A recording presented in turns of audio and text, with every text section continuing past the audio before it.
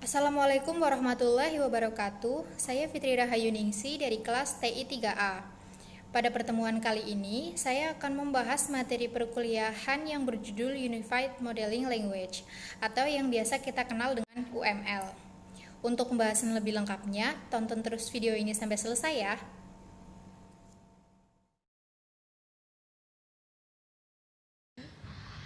5 pokok pembahasan materi UML. Yang pertama, sejarah singkat UML. Yang kedua, pengertian UML. Yang ketiga, bagian-bagian UML. Yang keempat, tujuan penggunaan UML. Dan yang terakhir, manfaat UML. Sejarah singkat UML. UML dimulai secara resmi pada Oktober 1994, ketika Rombauw bergabung dengan Bosch pada Relational Software Corporation. Proyek ini memfokuskan pada penyatuan metode Bosch dan OMT. UML versi 0.8 merupakan metode penyatuan yang dirilis pada bulan Oktober 1995. Dalam waktu yang sama, Jacobsen bergabung dengan Relational dan cakupan dari UML semakin luas, sampai di luar perusahaan OOSE. Dokumentasi UML versi 0.9 akhirnya dirilis pada bulan Juni 1996 dan menerima feedback dari komunitas software engineering. Dalam waktu tersebut, menjadi lebih jelas bahwa beberapa organisasi perangkat lunak melihat UML sebagai strategi dari bisnisnya. Kemudian, dibangunlah UML Konsorsium dengan beberapa organisasi yang akan menyumbangkan sumber dayanya untuk bekerja, mengembangkan, dan melengkapi UML. Antara Januari sampai Juli 1997, gabungan grup tersebut memperluas kontribusinya. Sebagai hasil dari respon OMG dengan memasukkan Andersen Consulting, Ericsson Object Time Limited, Platinum Technology, Pitech, Rage Technologies, Softeam, Sterling Software, dan Tascon. Revisi dari versi UML versi 1.1 ditawarkan kepada OMG sebagai standarisasi pada bulan Juli 1997. Dan pada bulan September 1997, versi ini diterima oleh OMG Analysis dan Design Task Force atau yang biasa disebut dengan IGTF dan OMG Architecture Board, dan akhirnya pada bulan Juli 1997, UML versi 1.1 menjadi standarisasi. Pengertian UML. UML adalah bahasa untuk menspesifikasi, memvisualisasi, membangun, dan mendokumentasikan artifacts atau bagian dari informasi yang digunakan atau dihasilkan oleh proses pembuatan perangkat lunak.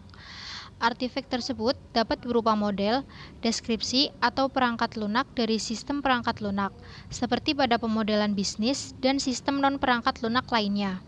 Selain itu, UML adalah bahasa pemodelan yang menggunakan konsep orientasi objek. UML adalah sebuah bahasa standar untuk mengembangkan sebuah software yang dapat menyampaikan bagaimana membuat dan membentuk model, tetapi tidak menyampaikan apa dan kapan model yang seharusnya dibuat, yang merupakan salah satu proses implementasi pengembangan software. Pengertian UML menurut para ahli. UML adalah bahasa yang digunakan untuk rancangan software. Menurut Bosch, tahun 2005. UML adalah bahasa yang sederhana yang digunakan untuk sistem atau software yang berorientasi objek, menurut Nugroho 2010.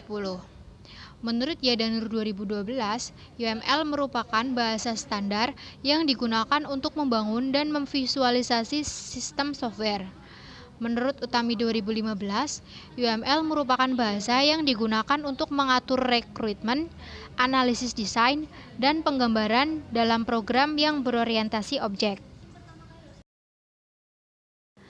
Bagian-bagian UML. Yang pertama, view.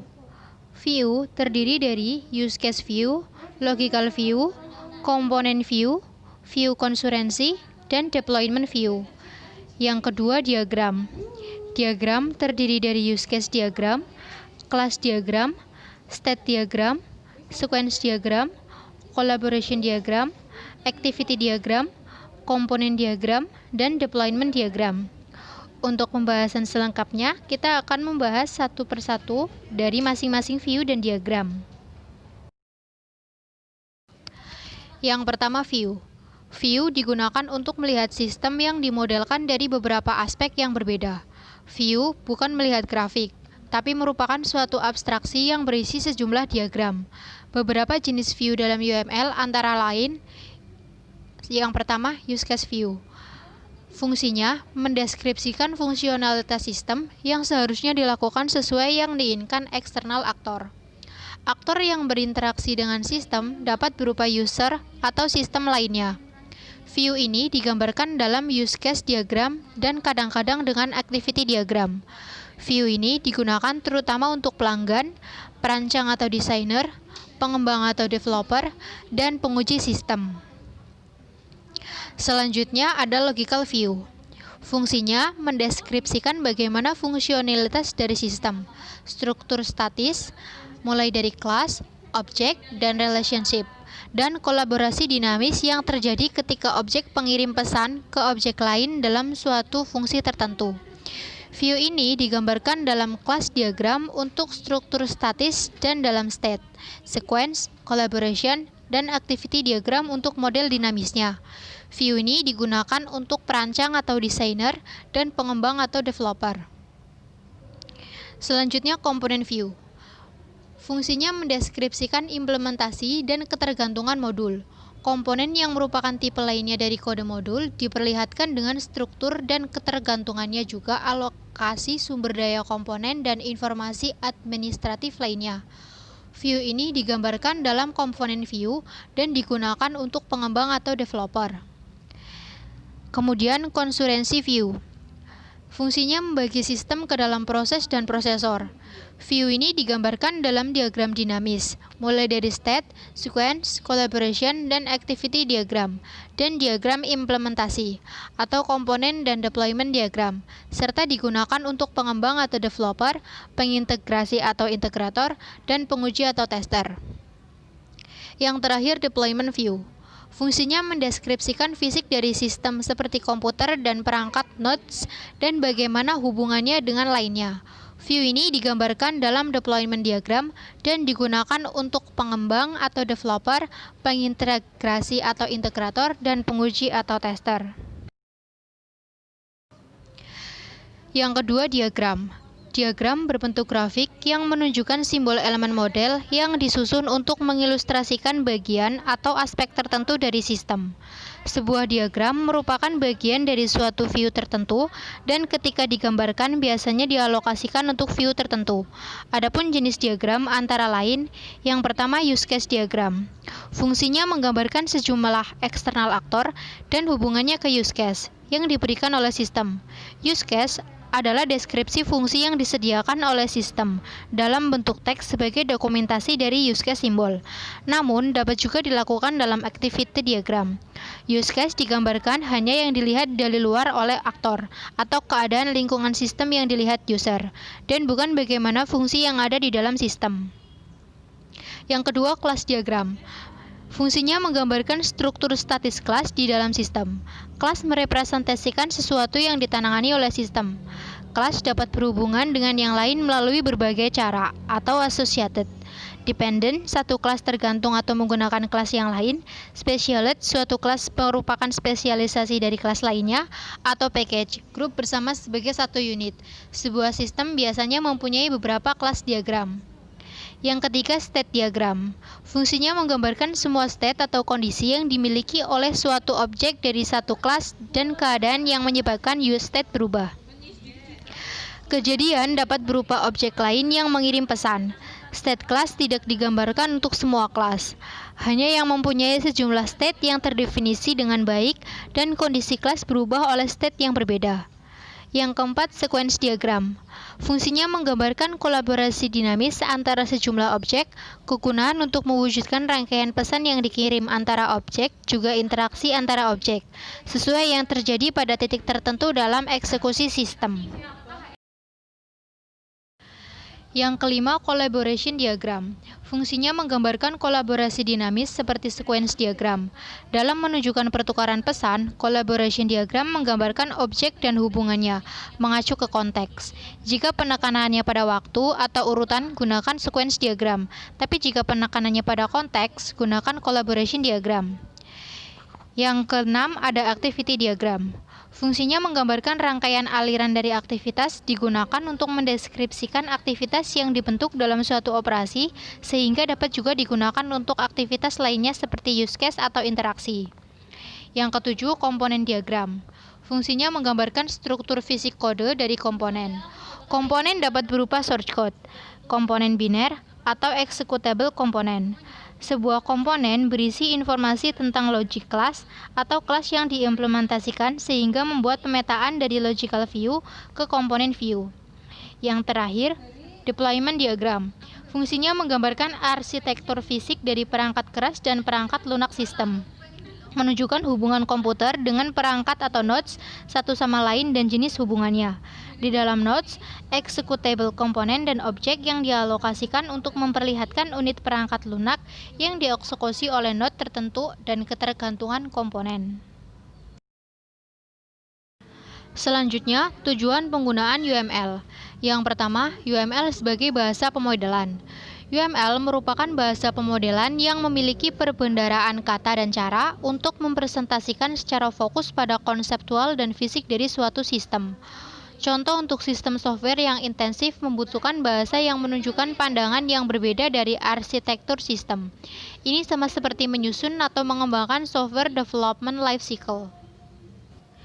UML dapat memodelkan suatu sistem dalam sebuah alur berupa gambar. UML dapat memodelkan perangkat apa saja yang dibutuhkan pada sistem yang akan dibuat. Yang kedua, UML sebagai bahasa untuk menspesifikasikan sistem. Maksudnya, membangun model yang sesuai, tidak ambigu dan lengkap. Pada faktanya, UML menunjukkan semua spesifikasi keputusan analisis, desain, dan implementasi yang penting yang harus dibuat pada saat pengembangan dan penyebaran dari sistem software intensif. UML digunakan untuk menjelaskan suatu flow atau alur sistem kemana arah sistem, mulai dari awal hingga akhir dalam suatu sistem yang akan dibuat. UML menjelaskan interaksi apa saja yang terjadi dalam suatu sistem, menggambarkan apa saja dan siapa saja yang terlibat dalam suatu sistem. Kemudian ada manfaat UML. UML dapat memudahkan para programmer untuk mengetahui alur sistem atau flow suatu sistem. UML dapat memudahkan para programmer untuk menspesifikasikan perangkat apa saja yang dibutuhkan dalam sistem tersebut. UML memudahkan para programmer menggambarkan sistem yang akan dibuat, tentunya dengan desain dan fitur apa saja yang ada di dalam fitur tersebut. UML memudahkan para developer dalam mengimplementasikan program yang dibuat. Berdasarkan materi yang telah disampaikan, dapat diambil kesimpulan beberapa di antaranya sebagai berikut. UML adalah bahasa untuk menspesifikasi, memvisualisasi, membangun, dan mendokumentasikan artefak atau bagian dari informasi yang digunakan untuk dihasilkan oleh proses pembuatan perangkat lunak. Artefak tersebut dapat berupa model, deskripsi, atau perangkat lunak dari sistem perangkat lunak, seperti pada pemodelan bisnis dan sistem non-perangkat lunak lainnya. Yang kedua, UML terdiri dari dua bagian, yaitu view dan diagram. View terdiri dari beberapa macam, di antaranya use case view, logical view, component view, concurrency view, dan deployment view. Diagram terdiri dari beberapa macam, di antaranya use case diagram, class diagram, state diagram, sequence diagram, collaboration diagram, activity diagram, komponen diagram, dan deployment diagram. UML dapat digunakan untuk menjelaskan interaksi apa saja yang terjadi dalam suatu sistem, menggambarkan apa saja dan siapa saja yang terlibat dalam suatu sistem. Pada akhir pembahasan, seperti ilmu padi, semakin merunduk, semakin berisi. Begitu juga indahnya berbagi. Jikalau berilmu, jangan sungkan mengomentari. Sekian pembahasan materi kali ini. Ingat kata pepatah lama ya, tak ada gading yang tak retak. Begitu juga dengan saya. Apabila ada kesalahan tutur kata, saya mohon maaf. Sampai jumpa di video selanjutnya. Wassalamualaikum warahmatullahi wabarakatuh.